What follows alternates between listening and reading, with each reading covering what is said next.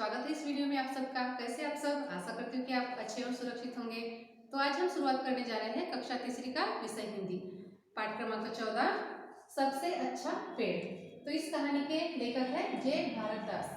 तो इस कहानी में 3 भाइयां हैं और इन 3 भाइयों के माध्यम से पेड़ों की उपयोगिता के बारे में लेखक ने बताया है। तो चलिए शुरुआत करते हैं इस कहानी को। 3 भाई थे। एक दिन सुबह के समय तीनों नए घरों की तलाश में निकल पड़े। तलाश मतलब होता है खोज। तो तीनों भाई नए घर की तलाश के लिए निकल पड़े। गरम गरम धूप में वे सड़क पर चलते चले गए। थोड़ी देर में आम का एक बड़ा पेड़ आया। उसके नीचे ठंडी छांव थी। छांव मतलब होता है छाया। तो जो आम का पेड़ था उसके नीचे ठंडी छांव थी। तो तीनों भाई उसके नीचे आराम करने लगे। अब ठंडी ठंडी छाया थी और बहुत दूर से वहां चलते आ रहे थे, इसलिए उन्होंने सोचा कि यहाँ पे आराम कर लिया जाए, इसलिए वहां आराम करने के लिए बैठ गए। पेड़ के पके आम तोड़ तोड़कर वे मीठा मीठा रस चूसने लगे। तो जैसे कि आपको पता है, जब आम पकता है तो उसका जो रस होता है कैसा होता है? मीठा होता है। तो उन्हें भूख भी लगी होगी उस समय, तो वह मीठा मीठा आम चूसने लगे। बड़े भाई ने कहा, भाई मुझे तो यही जगह पसंद है, आम के पेड़ से बढ़कर क्या हो सकता है। तो जैसे कि आपको पता है कि तीनों भाई घर की तलाश में निकले हुए थे। तो जो बड़ा भाई होता है उसे जो आम की छाया है, मीठे मीठे आम है, तो वहाँ जो स्थान था तो उसे बहुत ही पसंद आया। इसलिए वहाँ कहने लगा, भाई मुझे तो यह जगह बहुत पसंद है, आम के पेड़ से बढ़कर क्या हो सकता है। आम कच्चे होंगे तो हम अचार बनाएंगे और जब वे पक जाएंगे तो हम मीठे मीठे आम खाएंगे। कुछ आम हम बाद में खाने के लिए सुखा कर रख देंगे। पहले भाई ने आम के पेड़ के नीचे एक झोपड़ी बनाई और वहीं पर ठहर गया, मतलब वहीं पर रहना उसने शुरुआत कर दिया। लेकिन उसके भाई वहां नहीं ठहरे। अब क्यों नहीं ठहरे होंगे? क्योंकि उन दोनों को वह जगह पसंद ही नहीं आई होगी। वे आगे चल पड़े। चलते चलते उन्हें केले के कुछ पेड़ मिले। अब रास्ते में उन्हें कुछ केले के पेड़ मिले। तभी आसमान से एक काला बादल गुजरा। टप टप पानी बरसने लगा। दोनों भाइयों ने केले का एक एक बड़ा पत्ता काट लिया। उसके साये में उन पर पानी नहीं गिरा। तो क्यों नहीं गिरा होगा? क्योंकि केले का पत्ता कैसा रहता है? बड़ा होता है साइज में, तो इसलिए उनके साइज में साये में नहीं लगा होगा। जरा देर में बादल चला गया, बारिश रुक गई। अब थोड़ी देर बारिश हुई, उसके बाद में बारिश रुक गई। दूसरे भाई ने कहा, बड़ी भूख लगी है। अब वहाँ भी कुछ देर ऐसे चलते चलते रहे होंगे तो उसके कारण उन्हें भूख लग गई थी। तो दूसरे भाई ने क्या कहा? बड़ी भूख लगी है, मुझे भी। तीसरे भाई ने कहा, जब दूसरे भाई ने कहा कि मुझे बहुत जोरों की भूख लगी है, तो तीसरा भी कहता है मुझे भी जोरों की भूख लगी है। दोनों ने केले का एक एक पत्ता चीरा। उन्होंने एक एक टुकड़े पर खाना परोसा और दोनों ने भरपेट खाना खाया। और केले का टुकड़ा जो पत्ता होता है कैसा रहता है? बड़ा होता है। तो उन्होंने कैसे किया? एक केले के पत्ते के 2 टुकड़े कर दिए और वहां पे अपने लिए खाना परोसा और भरपेट खाना खाया। इसके बाद एक एक केला भी खाया। दूसरे भाई ने कहा, मैं तो यहीं पर घर बनाऊंगा। अब दूसरे भाई को वह जगह पसंद आ गई, इसलिए वह कहता है कि मैं यहीं पर घर बनाऊंगा। केले के पेड़ से अच्छा क्या होगा? उसे केले बहुत ही पसंद आया। वह सोचने लगा कि केले के पेड़ से अच्छा और क्या हो सकता है? बढ़िया केले खाने को मिलेंगे, उनकी सब्जी बनाएंगे, कुछ केले हम बेच देंगे, उनके पैसे से हम चावल खरीद लेंगे और केले के पत्ते भी काम आएंगे। तो इसलिए दूसरे भाई ने वहीं अपनी झोपड़ी बना ली और वहीं पर वहां रहने लगा। मगर तीसरा भाई आगे बढ़ता चला गया। तीसरे भाई को वहां भी जगह पसंद नहीं आई, इसलिए वह और आगे बढ़ता चला गया। चलते चलते उसे नारियल का एक बड़ा सा पेड़ मिला। तो पेड़ बड़ा लंबा और पतला था। तीसरे भाई ने कहा, कैसी प्यास लगी है। टप। तो उसी समय अचानक एक जो नारियल है वह गिर पड़ा। टप से आवाज हुई, एक नारियल जमीन पर टपक पड़ा।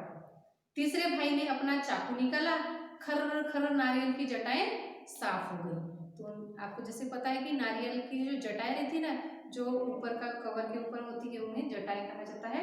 तो वह जटाएं अपने चाकू से उसने साफ कर दिया। फिर उसने नारियल के छिलके में छोटा सा छेद किया।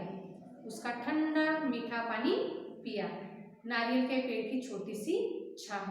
अब नारियल का पेड़ तो घना नहीं होता, लंबा और पतला सा होता है, तो इसलिए उसका जो छाव है तो वह घनी नहीं होती, छोटी सी होती है। और नारियल का पानी कैसा होता है? ठंडा और मीठा होता है, इसलिए उसे जो प्यास लगी थी तो नारियल के पानी से उसने अपनी प्यास भी बुझाई। तीसरा भाई उसी छांव में बैठा और सोचने लगा, आम का पेड़ बहुत बढ़िया होता है और आम भी अच्छा फल है। केले का पेड़ बड़े काम का होता है और केला खाने में अच्छा होता है। पेड़ नीम का भी अच्छा है, सबकी उनकी दातुन बड़ी अच्छी रहती है। तो जैसे आपको पता है कि जैसे दातुन के लिए केले नहीं, नीम नीम के पेड़ की लकड़ियों से दांत साफ किए जाते हैं, तो वहाँ भी दातुन के लिए अच्छा होता है। घर में कोई बीमार हो तो लोग नीम की टहनियाँ दरवाजे पर लटका देते हैं। मेरे पास नीम का पेड़ हो तो मैं उनकी टहनियाँ बेच सकता हूँ और पेड़ मुझे ठंडी छाया भी देगा। और अगर कहीं मेरे पास रबर का पेड़ होता तो मैं अपना चाकू निकालकर पेड़ की छाल में एक लंबा चीरा लगा देता। चीरे के तले में, मतलब चीरे के निचले भाग में, तो तले में एक प्याला रख देता। पेड़ के दूधिया रस को मैं प्याले में भर लेता। तो यहाँ जो तीसरा भाई है, एक के ऊपर एक वहाँ सोचता जा रहा है कि मैं अगर ये पेड़ होता तो मैं ऐसे करता। तो आपको पता है ना कि जो रबर का पेड़ होता है उसका दूध होता है, उससे रबर बनता है। जैसे हम कुछ लिखते हैं तो उसको इरेज करते हैं, मिटाते हैं उस रबर के द्वारा। रबर से बहुत सारी चीज़ें भी बनती है। तो वह सोचता अगर दूधिया रस में मैं प्याले को भर लेता और रस को पकाकर मैं रबर बना लेता, रबर में बेच देता। रबर से लोग गुब्बारे, टायर, तरह तरह की चीजें बना लेते। अच्छे पेड़ों की क्या कमी है? नारियल के पेड़ की ही सोचो ना। नारियल की जटाओं को काटकर मैं मोटी मोटी डोरियां बना सकता हूँ। डोरियां मतलब क्या होता है? रस्सियां। तो नारियल के पेड़ की जो डोरियां होती है उससे क्या बनती है? रस्सियां बनती है। तो वहाँ सोचता है कि नारियल की जटाओं को काटकर मैं डोरियां भी बना सकता हूँ और डोरियों से मैं मजबूत चटाइयाँ भी बना सकता हूँ। रस्सियों और चटाइयों को मैं शहर के बाजार में जाकर बेच सकता हूँ। मैं नारियल का पानी भी पी सकता हूँ। मैं नारियल की गरी भी खा सकता हूँ और कुछ गरी सुखाकर मैं खोपरा भी तैयार कर सकता हूँ। खोपरे को पेर कर मैं गोले का तेल निकाल सकता हूँ। गोले का तेल साबुन और कितनी ही चीजों में बनाने के काम में आता है। नारियल के छिलके को साफ करके कटोरे और प्याले बना सकता हूँ। ठीक तो है, मेरे लिए यही पेड़ सबसे अच्छा है। तो वह क्या सोचता है कि सबसे अच्छा पेड़ यहाँ कौन सा है? नारियल का पेड़ है, क्योंकि उससे मैं रस्सियाँ बना सकता हूँ, खोपरा बना सकता हूँ, तेल बना सकता हूँ और बहुत सारी चीज़ों में उसका इस्तेमाल भी कर सकता हूँ। इसलिए यह जो नारियल का पेड़ है यह मेरे लिए सबसे अच्छा पेड़ है। मैं तो इसी के नीचे घर बनाऊंगा। और वह सोचता है कि मैं नारियल के पेड़ के ही नीचे मैं अपना घर बनाऊंगा। इसलिए तीसरे भाई ने नारियल के तले अपनी कुटिया बनाई। कुटिया मतलब क्या होता है? छोटी सी झोपड़ी। तो कुटिया बनाई और मजे से वहां रहने लगा। तो यह जो कहानी है सबसे अच्छा पेड़, यह कहानी यहीं पर समाप्त होती है। तो बच्चों, हमने इस कहानी से क्या सीखा कि पेड़ हमारे जीवन में बहुत ही उपयोगी है। पेड़ों से हमारे जो दैनंदिन जीवन की जो उपयोगिता है वहाँ पूरी होती है। पेड़ों से हमारे लिए बहुत सारी चीज़ें मिलती हैं, औषधियाँ मिलती हैं और हम पेड़ों के द्वारा हमें फल, खाने की चीज़ें और बहुत सारी चीज़ें बनाकर हम उसे बेचकर पैसे भी कमा सकते हैं। तो इस तरह पेड़ हमारे जीवन में बहुत ही उपयोगी है। अब देख लेते हैं इस कहानी के कठिन शब्द।